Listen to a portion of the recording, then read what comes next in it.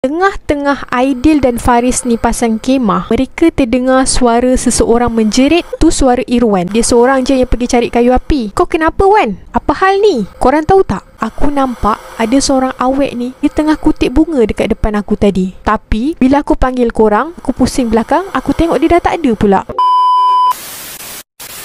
Hai semua, Assalamualaikum. Welcome back to our channel. Kepada yang baru je sampai channel ni, saya ucapkan selamat datang. Jangan lupa tekan dulu button subscribe dan turn on notification supaya anda tak terlepas nak dengarkan kisah-kisah seram yang akan saya kongsikan dalam episod-episod yang akan datang. Kepada yang dah subscribe channel ni, saya ucapkan berbanyak-banyak terima kasih. Jangan lupa untuk like, share dan komen video-video kami. Yang masih lagi belum follow TikTok channel kami, jangan lupa untuk follow Alam Seperti Maya. Kepada yang berminat untuk berkongsikan kisah seram ataupun pengalaman berkenaan dengan alam gaib, boleh kongsikan di email yang tertera di skrin ataupun di description. Sebelum tu, saya perkenalkan diri saya Irene, pencerita kisah seram yang akan membawa anda ke alam seperti maya. Macam biasa, untuk episod kali ni, Irene ada 2 kisah seram yang akan dikongsikan kepada semua pendengar setia channel ni. So, tanpa membuang masa lagi, jom kita dengarkan.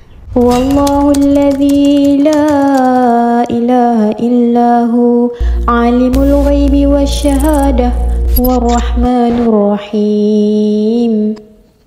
Kisah yang pertama ini diberi tajuk Misteri Gadis di Sebuah Tasik. Kejadian ini berlaku pada tahun 2015, diceritakan oleh seorang lelaki yang ingin dikenali sebagai Aidil. Walaupun kejadian ini dah beberapa tahun berlalu, tetapi masih segar lagi dalam ingatan Aidil. Kejadian berlaku apabila satu hari, Aidil dan 2 orang sahabat karib dia iaitu Faris dan juga Irwan bercadang untuk pergi camping di salah sebuah tasik yang terletak di negeri Perak. Tapi nama tasik ini terpaksa dirahsiakan sebab tasik ini masih lagi beroperasi dan masih ramai lagi orang datang. Aidil, Faris dan Irwan bercadang untuk camping 3 hari 2 malam di tasik tersebut. Jalan nak masuk tasik ni agak berhutan dan jauh daripada perkampungan orang mahupun dekat tepi kawasan jalan raya. Kiranya tasik ni memang agak terpencil dan sorok. Tepat jam 3 petang, mereka bertiga ni sampai di kawasan tasik tu. Suasana masa tu sunyi, tenang dan mendamaikan je dekat kawasan tasik tu. Itulah yang membuatkan mereka bertiga ni pilih tasik tu sebagai lokasi untuk mereka berkemah. Bila dah sampai di kawasan tasik tu, Aidil, Faris dan Irwan memilih kawasan untuk mereka mendirikan kemah. Bila dah pilih spot yang best, mereka pun membahagikan tugas. Aidil dan Faris akan mendirikan kemah, manakala Irwan pula perlu mencari kayu api di kawasan hutan yang terletak tak jauh daripada tempat camping mereka tu.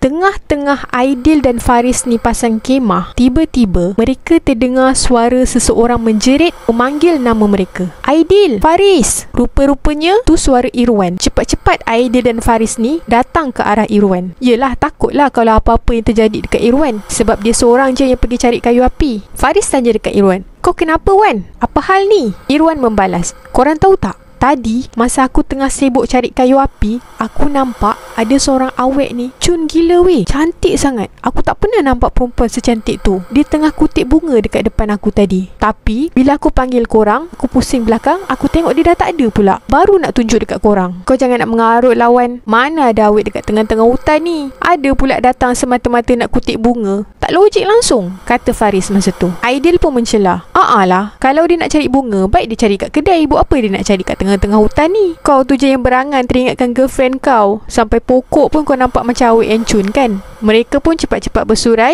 dan kembali ke tapak perkemahan. Nak dijadikan cerita, petang tu sampai ke tengah malam, mereka seronok sangat buat aktiviti memancing, memasak, barbecue, berborak, macam-macam lagi aktiviti lain. Sebab ketiga-tiga sahabat ni memang suka sangat berkemah dan memancing. Tepat jam 4 pagi, Faris terjaga daripada tidur. Sedar-sedar je dia nampak Irwan terbaring dekat sebelah dia. Bila dah terjaga daripada tidur ni, Faris rasa macam tak boleh nak terus sambung tidur. Jadi Faris bercadang nak pergi ambil angin luar sekejap. Faris pun buka zip kemah dan bangun menghirup udara di luar kawasan tempat mereka berkemping. Sedang Faris mengambil udara di kawasan tempat mereka berkemping, tiba-tiba Faris terdengar macam ada satu suara yang sayup-sayup kedengaran tak jauh daripada kawasan tasik tu. Suara tu adalah suara seorang perempuan yang sedang meminta tolong. "Tolong, tolong." Bila terdengarkan suara orang perempuan meminta tolong, Faris rasa macam, Pelik juga, siapa perempuan di tengah-tengah hutan ni? Tapi kalau betul-betul orang yang perlukan bantuan, tak kenaya kalau mereka tak tolong perempuan tu di tengah-tengah hutan. Faris cepat-cepat buka khemah dan kejutkan Irwan dan Aidil. Bangun cepat. Aku ada dengar suara seorang perempuan ni. Dia menjerit minta tolong. Aidil bila terdengarkan Faris cakap macam tu, dia berkata, kau ni kenapa Faris? Bun terbiat ke? Mana ada perempuan dekat tengah-tengah hutan ni? Irwan yang pandang Faris masa tu tiba-tiba mencelah. Aku rasa tu perempuan yang aku nampak petang tadi lah, yang tengah kutip bunga tu. Itulah korang cakap aku teringat kat girlfriend lah. Padahal memang betul aku nampak perempuan tu petang tadi. Aidil pun mencelah. Dah, korang jangan nak merepek lah. Jom sambung tidur. Kita ni semua penat agaknya. Sebab itulah dengar benda yang bukan-bukan. Mereka akhirnya sambung tidur balik. Menjelang waktu pagi, tiba-tiba Aidil ni baru aja bangun daripada tidur, bergegas berlari ke arah tasik. Dari jauh, Irwan menjerit, Dil, kau cari apa? Ikan duyung ke? Sambil tu, Irwan tergelak-gelak. Tak ada apa-apalah. Orang tahu tak apa aku mimpi malam tadi? Celah Aidil. Irwan yang jenis suka bergurau ni pun membalas, aku tahu kau mesti mimpi bidadari keluar daripada tasik tu kan? Sebab tu bangun je tidur kau terus pergi kat tasik tu. Betul tak? Sambil ketawa berdekah-dekah. Aidil pandang muka Irwan dan Faris dengan keadaan yang tegang. Aku betul-betul ni. Aku serius, tak main-main. Irwan bila tengok muka Aidil tu dah serius, dia tanya balik, Okey, kau mimpi apa sebenarnya? Aidil memberitahu yang dia mimpi ada seorang perempuan mati dibunuh di kawasan tempat camping mereka dan mayatnya dicampakkan ke dalam tasik tersebut. Sebab itulah bila dia bangun aja daripada mimpi, dia cepat-cepat berlari ke arah tasik tu untuk tengok betul tak ada mayat perempuan dekat kawasan tasik tu. Sebab dia rasa mimpi dia tu seolah-olah macam real sangat. Faris bila terdengarkan kata-kata Aidil tu mencelah, kau biar betul Dil. Kau jangan buat main kalau mimpi bab-bab bunuh ni. Lupakan je lah. Jom kita sambung aktiviti kita hari ni. Lepas tu mereka bertiga ni pun sambung lagi aktiviti bercamping, memancing, memasak dan sebagainya macam biasa. Malam kedua, mengikut kata Faris dan Irwan, mereka juga bermimpi mimpi yang sama macam mana Aidil mimpikan semalam, iaitu seorang perempuan yang mati dibunuh di kawasan tapak perkhemahan mereka dan mayatnya dibuang di dalam kawasan tasik tersebut. Tapi bila Faris dan Irwan ni mimpikan benda yang sama, mereka dua-dua ni senyap je, tak nak bagi tahu pun antara satu sama lain. Sebab tak nak rosakkan plan perkhemahan mereka. Di samping tu tak nak takutkan semua orang. Masuk aja hari ketiga, iaitu hari terakhir mereka berkemah di kawasan tasik tu. Waktu tu mereka sedang adakan aktiviti memancing. Tengah-tengah syok memancing, tiba-tiba Irwan menjerit, weh tolong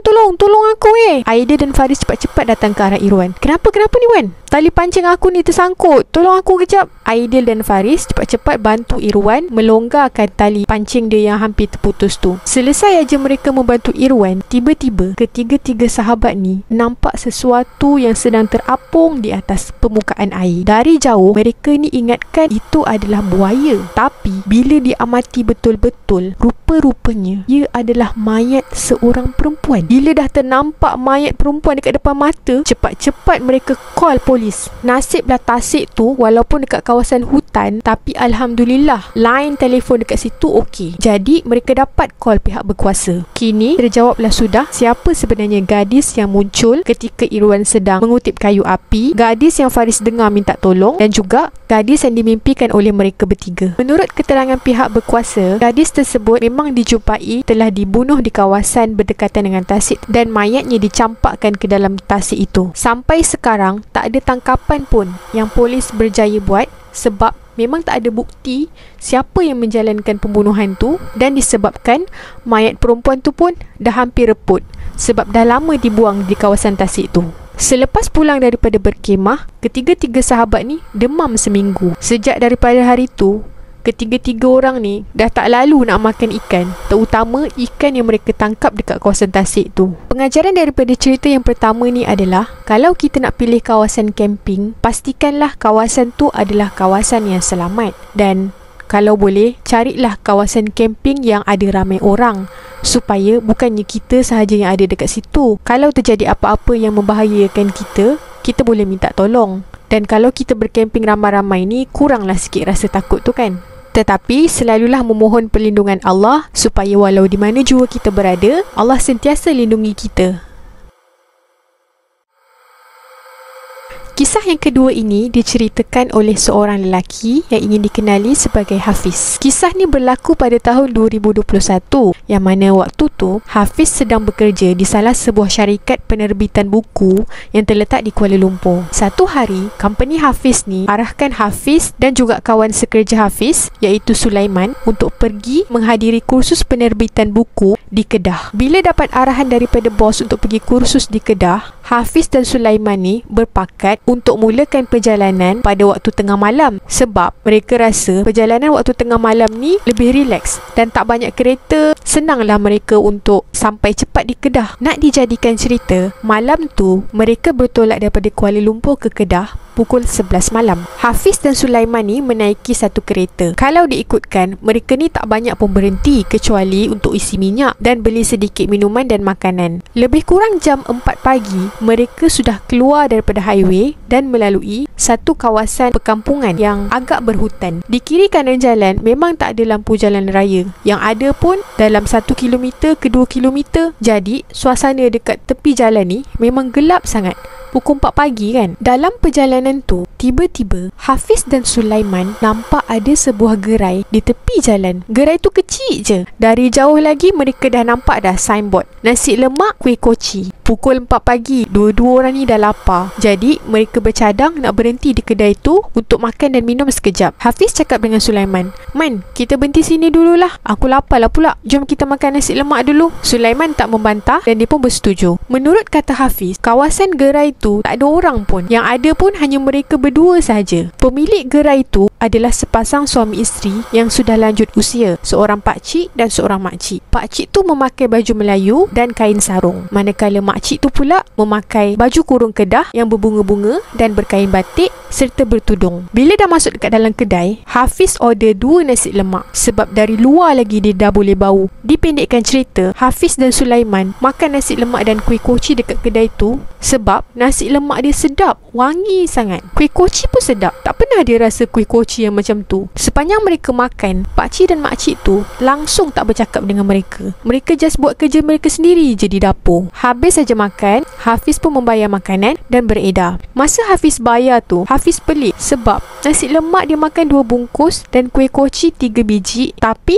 harga yang dikenakan baru RM1.50. Macam tak masuk akal. Tapi Hafiz bayar je lah. Bila masuk aja dalam kereta, Hafiz cakap dengan Sulaiman, "Man, esok lepas habis kursus kita singgah lagi lah kedai ni. Sedap kan nasi lemak dia?" Sulaiman pun bersetuju. Jomlah kita singgah. Sedap weh nasi lemak ni. Tak pernah aku rasa nasi lemak sesedap ni. Jadi, mereka pun selamat sampai di Kedah dan menjalani kursus penerbitan buku. Lebih kurang jam 4 petang, mereka melalui semula kawasan gerai yang mereka berhenti semalam. Tetapi, alangkah terkejutnya Hafiz apabila dia tengok dekat kawasan sekitar tu hanya ada semak samun dan hutan belukar sahaja. Tak ada satu kedai pun. Sedangkan, malam semalam, mereka yakin jalan tu lah yang mereka lalu. Dekat situlah gerai yang mereka singgah. Balik aja daripada kursus tu, Hafiz tak ceritakan dengan sesiapa pun. Ia jadi rahsia antara Hafiz dan Sulaiman. Nak dijadikan cerita, selang 2 minggu kemudiannya, salah seorang rakan kerja Hafiz iaitu Fahmi diarahkan oleh bos company tu untuk pergi menghadiri kursus yang sama macam Hafiz pergi di Kedah. Kali ni, Fahmi pergi seorang diri saja. Menurut kata Fahmi, bila dia melalui kawasan yang sama macam Hafiz lalu tu, dia juga ternampak gerai yang sama. Fahmi ni rasa macam nak berhenti untuk makan sebab dia tengok dari luar kawasan gerai tu terang benderang walaupun tak ada customer yang datang kat situ. Bila Fahmi masuk di kawasan gerai tu, Fahmi dah boleh hidur dah. Bau nasi lemak yang wangi, bau kuih koci yang sedap. Jadi tak tunggu lama, Fahmi terus order 2 bungkus nasi lemak dan 2 biji kuih koci. Bukan main sedap lagi Fahmi makan nasi lemak dan kuih koci tu. Bila nak bayar, Fahmi ni tak ada duit kecil. Yang dia ada hanyalah duit RM10 dan RM50. Bayaran yang dikenakan lebih kurang RM1.30. Jadi Fahmi ni pun terpaksalah bagi RM10. Pakcik gerai tu pun pulangkan baki duit Fahmi. Fahmi masukkan baki duit tu di dalam poket seluar dia. Fahmi ni dah nekat dalam hati, kedai ni best lah. Balik kejap lagi daripada kursus, aku nak singgah balik kedai ni. Apa agaknya tanda yang aku nak ingatkan kedai ni ya? Fahmi pun mencari-cari di kawasan sekitar kedai tu, kalau-kalau ada apa-apa batu ke pokok ke yang dia boleh ingat. Akhirnya Fahmi terjumpa satu busut kecil tak jauh daripada kedai tu. Okey, aku ingat busut kecil ni dekat sini. Bila aku nampak aja busut ni, aku berhenti kat kedai ni. Nak dijadikan cerita, selesai je kursus, bila Fahmi melalui jalan yang mana ada gerai yang semalam Fahmi singgah, Fahmi tak nampak walau sebuah rumah maupun sebuah gerai pun yang ada dekat kawasan tu. Hanya belukar dan semak samun saja di tepi jalan. Tapi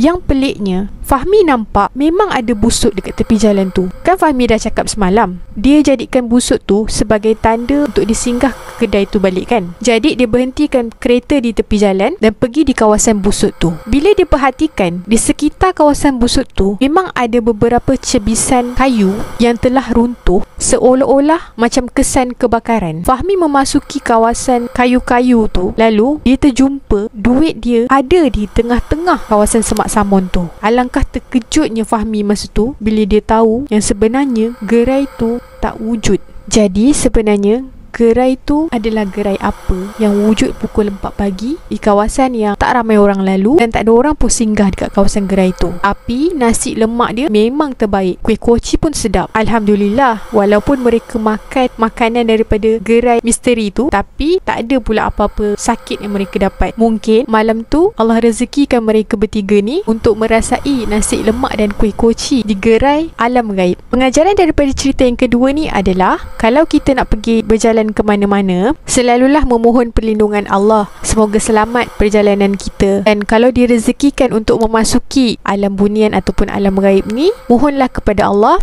agar segala pengalaman yang kita hadapi tu adalah pengalaman yang baik-baik dan semoga kita selamat sampai ke destinasi kita. Sekian saja untuk episod kali ini. Kepada yang masih lagi belum subscribe, jangan lupa untuk subscribe dan turn on notification. Kepada yang berminat untuk berkongsikan kisah seram ataupun pengalaman berkaitan dengan alam gaib, boleh kongsikan di email yang tertera di screen ataupun di description. Akhir kalam, segala yang berlaku di alam maya ini kadangkala memang tak terjangkau di akal, bahkan tak terbatas di waktu. Tetapi semuanya boleh berlaku hanya dengan izinnya. Sekian saja dari saya untuk hari ini. Assalamualaikum. Bye-bye. Ciao.